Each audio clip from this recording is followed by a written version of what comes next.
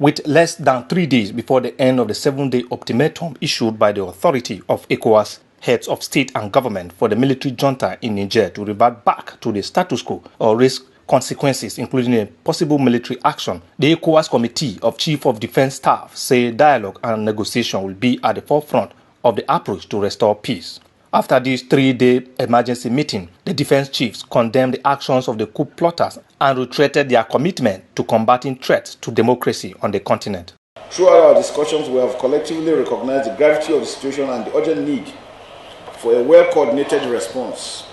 Deliberations have been marked by a spirit of unity, cooperation, and determination to address the challenges at hand. We have examined the immediate implication of the coup in Niger Republic and its potential ripple effects across the Ecowas region. We have also deliberated on the broader implication for democracy, peace, and stability in West Africa. I am pleased to note that our discussions have yielded valuable insights and actionable recommendations. We have acknowledged the need for a comprehensive approach that encompasses political, security, and diplomatic dimensions. It is imperative that we translate our deliberations into concrete actions that effectively address the crisis and prevent a recurrence in the future. Ecowas will not be used for coups. Democracy is what we stand for, and democracy is what we sustain. The Regional Commissioner for Political Affairs and Security emphasized that several measures are being taken by the regional body to negotiate peace in Niger.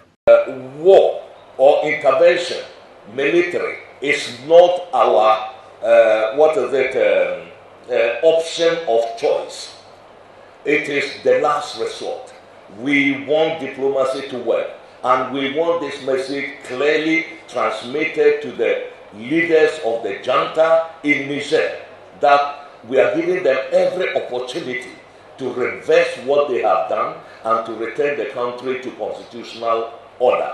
The defense chiefs also pledged to strengthen the regional security architecture to effectively combat threats within the region. Also, there was an official handover as General Christopher Musa began his tenure as the chairman of the Ecowas Committee of Chiefs of Defense Staff, taking over from the defense chief of Guinea-Bissau. John Taylor, ITV News.